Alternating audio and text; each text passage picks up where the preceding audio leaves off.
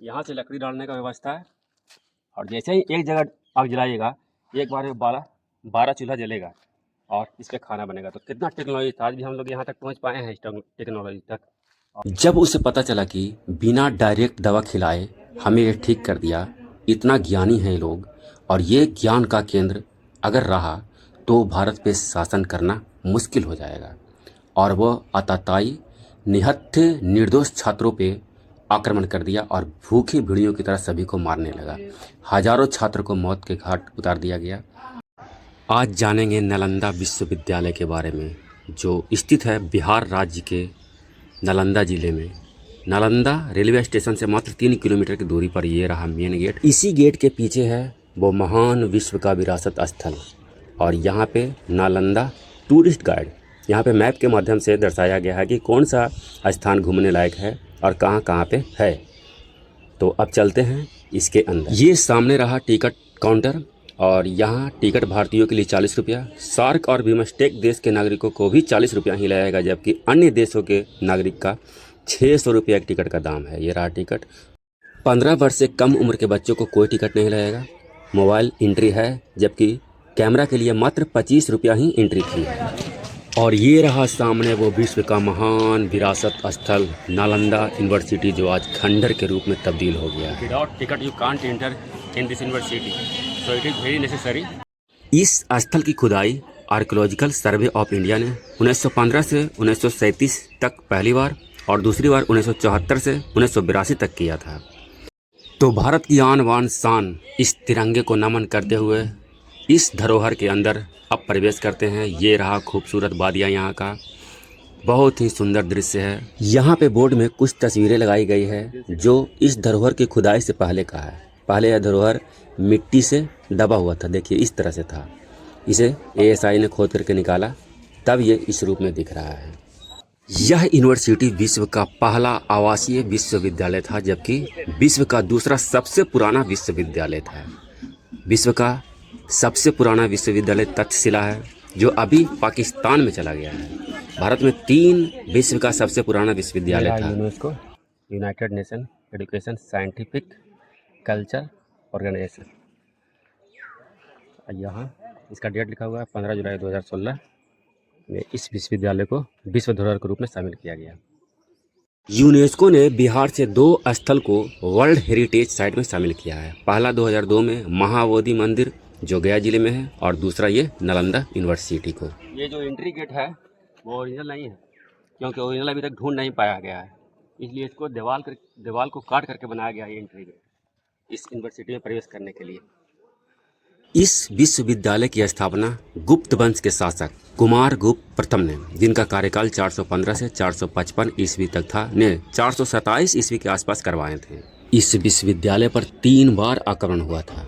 पहला आक्रमण मिहिर कुल के नेतृत्व में 515 से 540 ईस्वी के आसपास हुनों ने किया था।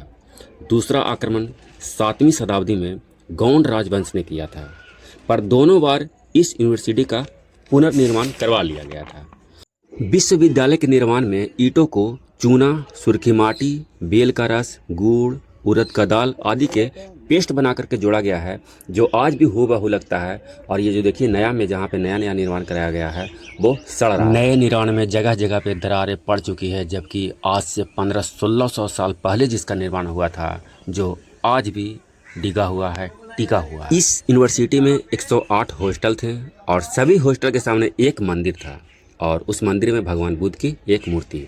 लेकिन एएसआई के सर्वे में अभी मात्र 11 हॉस्टल और 11 मंदिर ही मिले हैं। ये गाइड हैं जो इस हॉस्टल के स्ट्रक्चर के बारे में बता रहे हैं। यहाँ पे जो इस तरह से लगातार दिखाया गया है, जो हर एक हॉस्टल का स्ट्रक्चर है।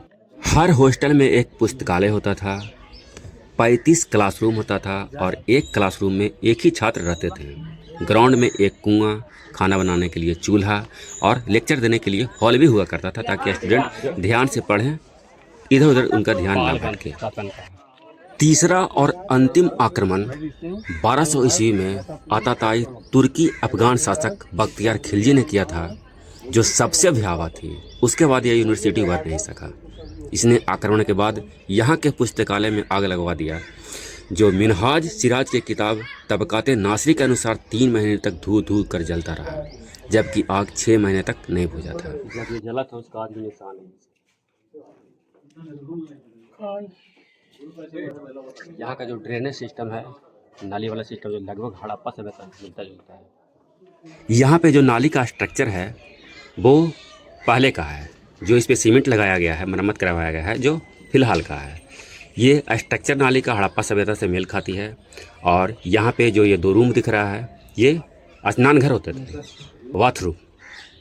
रूम की छतें लकड़ी का हुआ करता था। जब यूनिवर्सिटी में आग लगा था तो सब जल करके समाप्त हो गया उस समय। आज भी इस इमारत का 75 से 80% भाग हूबहू पहले की तरह है, जबकि 20 से 25% भाग का मरम्मत कराया गया है ताकि यह धरोहर सुरक्षित रहे। यहाँ पे मरम्मत करवाया गया है ASI द्वारा, तो उसका डेट दे दिया गया है। देखिए, ASI archaeological survey of India 2015, यानी कि 2015 में यहाँ पे मरम्मत करवाया गया है ताकि ये सुरक्षित रहे धरोहर।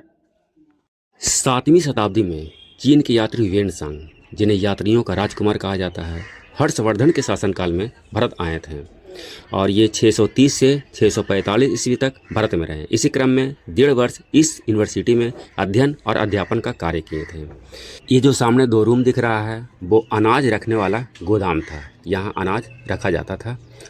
इस यूनिवर्सिटी में कन्नौज के राजा हर्षवर्धन 606 से 647 ईस्वी तक शासनकाल था इनका, ने दूसरे मंजिल का निर्माण करवाए। वहीं बंगाल के राजा पाल वंश 8वीं से 12वीं शताब्दी तक के शासनकाल में देवपाल ने तीसरे मंजिल का निर्माण करवाए थे। ये जो फर्श चल रहे हैं ना, ये फर्श भी गुप्त वंश का जो ये रहा अनाज रखने वाला गोदाम। इसकी छतें ईंटों से बनी हुई है, इसलिए ये बिल्कुल सुरक्षित है। वंश के लोगों ने इसे बनवाए थे, गुप्त वंश, हर्षवर्धन और पाल वंश। जो फर्श पे जो चौड़ा चौड़ा ईंटा लगा हुआ है वो गुप्त वंश का है, और जो सुर्खी माटी का जो दीवार है वो हर्षवर्धन वंश का है, और ये जो छोटी छोटी ईंटों का दीवार है ये है जो पाल वंश शासन का है। ये जो धनुषा आकार जो ईंट लगी हुई है ना, यह पहचान है गुप्त वंश का। चीनी यात्री वेनसांग के अनुसार नालंदा यूनिवर्सिटी में 10,000 छात्र और 1500 से अधिक शिक्षक रहा करते थे।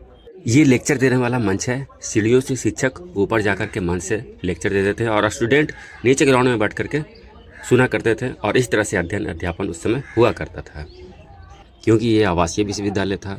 यहाँ जापान, चीन, श्रीलंका, कोरिया, इंडोनेशिया, तुर्की आदि देशों से छात्र पढ़ने के लिए आते थे। क्या मिला? इधर आइए। इसमें छात्र लोग अंदर जाकर के ध्यान भी लगाते थे और किताब को भी रखते थे। हम एक बार घुसते हैं और आप ध्यान लगाते थे। उसका एरिया इतना दूर तक लगभग इतना दूर तक अंदर, हालांकि अंधारा के वजह से दिख नहीं रहा अच्छा से, लेकिन इतना दूर तक है ताकि आराम से ध्यान लगा सके। सोचिए कितना उस तकनीक तक पढ़ने का उस समय का अध्ययन और मनन। सिर्फ अध्ययन करने से थोड़ी हो गया, अध्ययन करने के बाद मनन करने के लिए व्यवस्था था। तब तो पहले के लोग इतना इंटेलिजेंट छात्र होते थे। जैसे मैं आर्यभट्ट, जैसे भी यहाँ का स्टूडेंट है आर्यभट्ट, नागार्जुन और भी कई हैं। और ये ताखा बना हुआ रहता था जिस पर दिया जलाया जाता था। दिया जला करके स्टूडेंट लोग पढ़ते थे। पहले तो लाइट की व्यवस्था था नहीं, तो दिया जलाया इस पर। ऊपर लकड़ी का छत था, लेकिन जब इस विश्वविद्यालय में आग लगा दिया गया था उस समय सब लकड़ी जल गया। आज भी आपको जले का दाग दिखता है ईंटों से काला काला।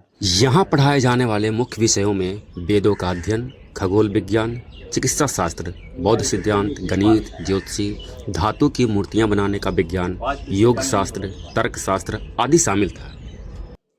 और इसमें गेट तो होता था, लेकिन उसको बंद करने के लिए कुंडी नहीं होता था, सिर्फ गेट होता था। और एक क्लासरूम में मात्र एक छात्र होते थे। यहाँ पढ़ने वाले छात्रों में आर्यभट्ट, नागार्जुन, हर्षवर्धन, धर्मपाल, वसुबंधु आदि प्रमुख थे। ये एक हॉस्टल का पूरा स्ट्रक्चर है। आइए इसके बारे में डिटेल से जानते हैं कि यहाँ पे क्या क्या चीज़ मौजूद है। जैसा कि यह विश्व का पहला आवासीय विश्वविद्यालय था, तो छात्रों के लिए रहने का तो घर, हर रूम अलग अलग था ही, और एक ब्लॉक में 35 रूम होता था और 35 छात्र, और उनके लिए एक कुआं की व्यवस्था रहता था। देखिए वहाँ कुआं है और चूल्हा सिस्टम, खाना बनाने के भी इसी में। आइए। और एक जगह आग लगाने के बाद ये जलेगा कितने जगह जो पता है? 1 2 3 4 5 6 दूना 12 जगह। यहाँ से आप इधर आइए,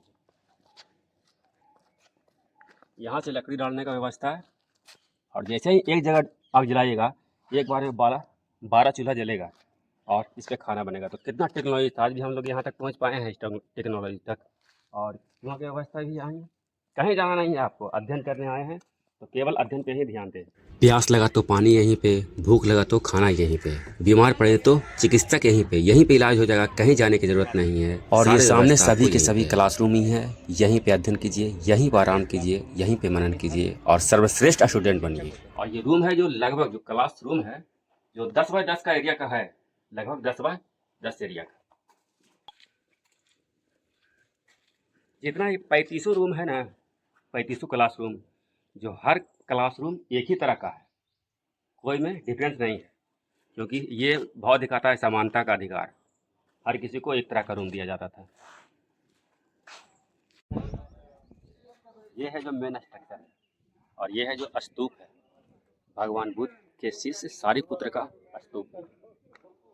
इसे कई बार बनाया गया है और इसलिए बनाते बनाते ऊंचा हो गया।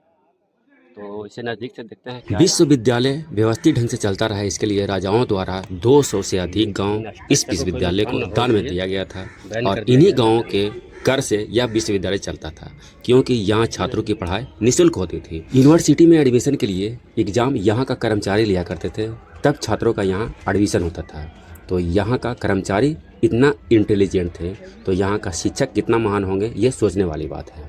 और जितना भी ये मूर्तियाँ दिख रही है भगवान बुद्ध की, ये गुप्त वंश के शासक कुमार गुप्त के द्वारा बनवाया गया था। वो स्तूप है जो प्रसिद्ध शिक्षक थे उनका, जो बड़ा बड़ा है, जो छोटा छोटा गोल गोल टाइप पे है, वो स्तूप है स्टूडेंट का, जो प्रसिद्ध मतलब कि जो सर्वश्रेष्ठ स्टूडेंट थे उन लोगों का। और जो चरखूट जो दिख रहा है स्ट्रक्चर, उस पर बैठ करके ध्यान लगाया जाता था वहाँ।